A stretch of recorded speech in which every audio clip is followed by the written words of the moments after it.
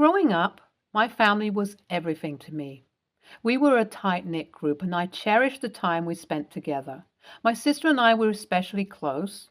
We did everything together, from playing dress-up to going on family vacations. But as we got older, things started to change. My sister became more competitive and jealous, especially when it came to relationships. She always wanted to be the one who had the boyfriend or the one who was getting married first. I didn't mind at first. I was happy to let her have the spotlight. But then things started to get personal. She would make comments about my appearance, saying that I was too ugly to ever find love. I tried to brush it off, but it hurt. It wasn't until I met my future husband that I truly began to feel confident in myself. We met through a mutual friend at a party, and from the moment we started talking, I knew that he was someone special. He was kind, funny, and so easy to talk to. We went on a few dates, and before I knew it, I was head over heels in love. He was everything I had ever wanted in a partner, and I couldn't believe that someone like him could be interested in someone like me. After a few months of dating, my future husband surprised me with a romantic proposal. He took me on a hike up to our favorite spot in the mountains, and when we reached the top, he got down on one knee and asked me to marry him. I was overwhelmed with emotion, and tears streamed down my face as I said yes. He slid a beautiful diamond ring onto my finger, and we held each other close as the sun set behind us. It was the most beautiful moment of my life, and I knew that I had found my soulmate. I couldn't wait to share the news with my family. But I was also a little nervous about how my sister would react. She had always been competitive with me, and I knew that my engagement would only fuel her jealousy. When I told my parents, they were thrilled for me. They could see how happy my future husband made me, and they couldn't wait to welcome him into the family. They also reassured me that they would handle my sister if she tried to cause any trouble. As expected, my sister did not take the news well.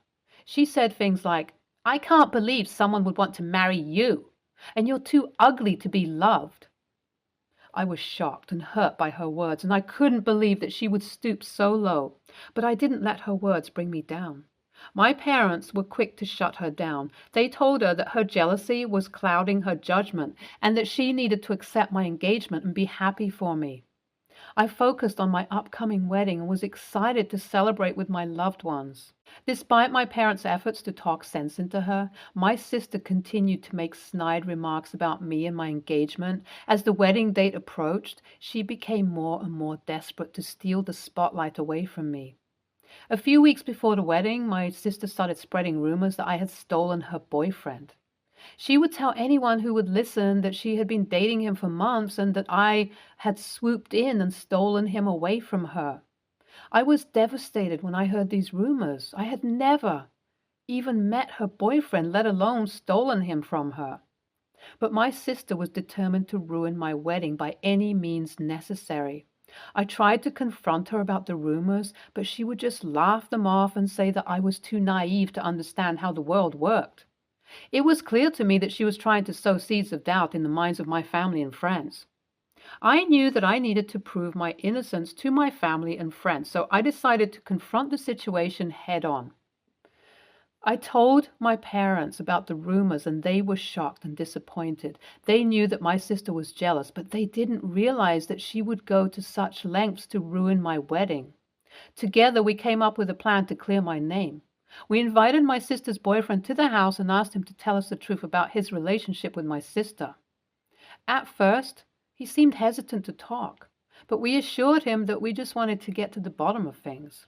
To our relief, he confirmed that he had never dated my sister and that he had no idea where she was getting these rumors from. He said that he had heard about my engagement and was happy for me, and that was the extent of his involvement. I was relieved and grateful to hear the truth from him. My parents were apologetic for putting him in such an awkward position. He also apologized for inadvertently perpetuating the rumors by not correcting my sister's lies earlier. He had never been romantically interested in her. Feeling grateful for his honesty, I asked if he would mind if I recorded our conversation, just in case my sister continued to spread rumors. He agreed, and I made sure to save the recording as evidence. A few days later, my sister's lies spread among our family and friends. I decided that it was time to take action, and I circulated the recording of the conversation to all of our family and friend groups. The recording quickly spread like wildfire, just like the rumors had, and it didn't take long for everyone to hear the truth. After hearing the recording, my family members who had believed my sister's lies were quick to apologize. They were ashamed of how they had treated me, and I could tell that they felt guilty for ever doubting me. It was a painful reminder that sometimes the people we love can let us down. My sister, on the other hand, was left to defend herself. She tried to explain away her lies, but nobody was buying them. My parents were disappointed in her. My whole family members were disgusted by her behavior. She was quickly shut down whenever she tried to speak, and it was clear that she had lost the support of everyone around her. A few days after the incident, my sister came to my parents asking them for help. She was embarrassed and ashamed. They were stern with her. They reprimanded her for her behavior, telling her that they were disappointed in her and ashamed of what she had done. They reminded her of how much they had loved her and how much they had done for her over the years and how she had repaid their kindness with such hateful behavior. My sister begged for forgiveness and tried to justify her actions, but my parents weren't having it. They told her that they couldn't trust her anymore and that she had lost their respect. They told her to leave, and they didn't want to see her again. It wasn't just my parents who disowned my sister, it was the rest of the family too. My grandparents, aunts, uncles, and cousins all made it clear that they wanted nothing to do with her. It was tough to witness, and I didn't make them do any of it, but I didn't stop them either. I knew that it was necessary for my peace of mind and happiness. My grandparents, who had always been very fond of my sister, were especially hurt by her actions. They had always doted on her and given her special attention, but now they saw her for who she truly was. They didn't want to have anything to do with her anymore, and they made that clear in no uncertain terms. My aunts and uncles, who had always been close to my sister, were also deeply disappointed in her. They had seen her grow up and had always thought that she was a good person. Now they realized that she was capable of causing so much harm and pain, and they didn't want to associate with her anymore. Even my cousins, who had always been close to my sister, chose to side with me. They saw how hurt I was by her actions and how much pain she had caused our family. They didn't want to be associated with her anymore, and they made that clear to her. Update 1. 3 weeks ago, a call came in from my sister. I couldn't believe my sister had the audacity to call me after everything she had done. She wanted to apologize for her actions and tried to justify her behavior again. However, I didn't want to hear it. I was still hurt by what she had done, and I couldn't forgive her just like that. I didn't respond and hung up on her. She called me again, and I just stared at my phone, watching it ring. I felt a range of emotions: anger, sadness, disappointment, and even a little bit of pity for my sister. But ultimately, I knew that I couldn't just forgive and forget everything that had happened. I needed time to heal and process my emotions, and I didn't want her to think that a simple apology could make everything okay. Despite the drama caused by my sister, my wedding day was everything I could have dreamed of. The sun was shining, the birds were singing, and I was surrounded by the people I loved the most. My husband and I exchanged our vows under a beautiful archway, and I felt like I was on top of the world. During the reception, my family and friends showered us with love and congratulations. My cousins and other relatives who had previously been close to my sister made a point to show their support and make it clear that they stood by me. NTA, OP's sis, is the wrong here. Her jealousy caused her to act destructively, but that's not an excuse. OP's wedding was nearing, and on top of all that, she had to deal with rumors about her character. Brides are already stressed as it is. NTA, her sister is TA.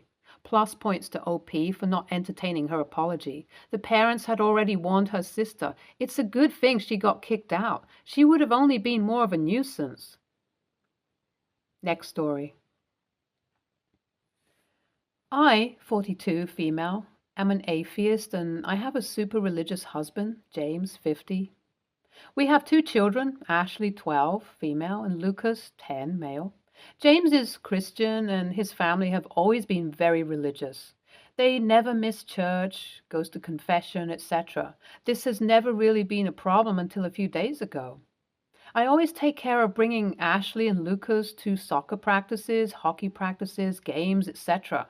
However, Ashley's game was at 8 a.m., over an hour away, and Lucas's game was at 9 a.m., an hour away from home and Ashley's game.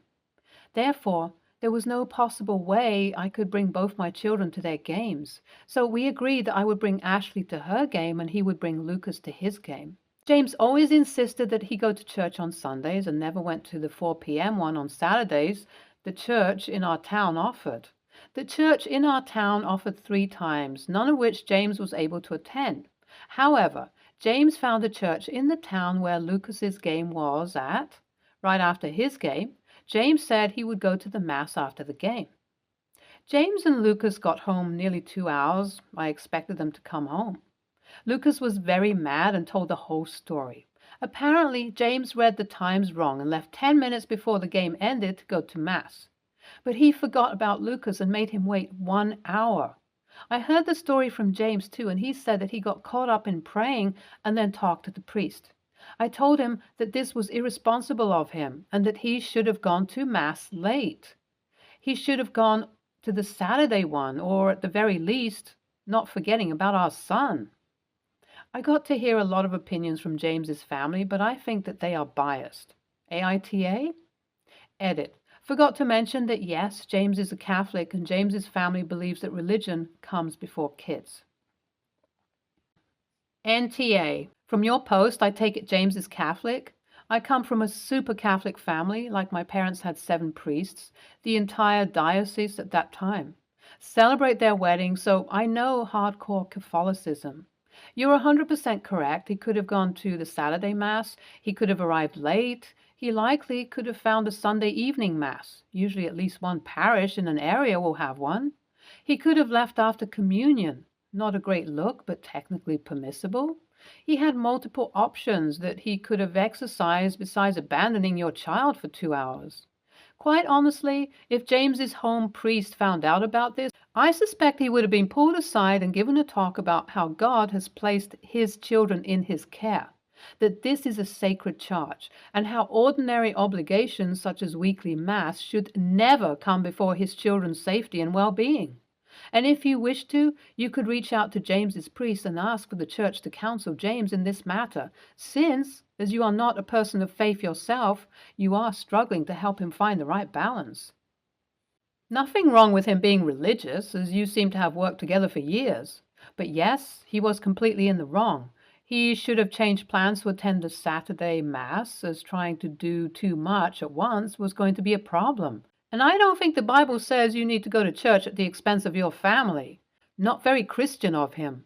And more importantly, he isn't helping his own endgame if he wants the kids to enjoy church, probably pushing his kids away from church if he puts it above them. You are NTA. NTA. Religion is important, but your 10-year-old kid is more important. You can't just ditch a 10-year-old for an hour and excuse it because you forgot. If anything, that's even worse than just leaving him there just because. 10 minutes late to Mass is nothing compared to 60 minutes alone because your dad ditched you for it. Next story. My husband's brother, both 30s male, was adopted at birth. My husband is younger and was not adopted. Their older sister is also biologically related. Our families have been friends since I was a kid, so I guess I've always just kind of known that brother-in-law is adopted. Brother-in-law does not like to talk about being adopted, has never had an interest in knowing anything about his birth parents, and shares a lot of the same physical features as my husband and his parents, so no one ever questions if he was adopted. Because brother-in-law doesn't like the topic, no one ever brings it up. Brother-in-law met his wife, my sister-in-law, in their 20s. When they first started dating, she made a couple of comments about some similar physical attributes between the 3 siblings that made it seem like she didn't know he was adopted. I didn't say anything because it didn't seem like a big deal and it's not my information to share. Both sister-in-law and I are struggling to get pregnant now. We were on a hike, just us 2, and she made some comment about how maybe it's not us and our husbands that have some shared genetics that is the problem. I guess I made a surprised look when she said that. She asked me what the look was about, and instead of saying it was nothing, I told her that it's not my place to discuss, and she should talk to brother-in-law.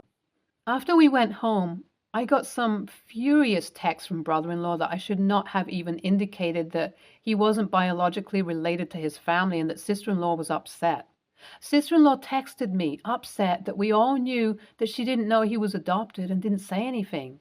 She said she didn't care that he was adopted, but felt like an idiot that everyone knew but her, and that I should have just told her years ago.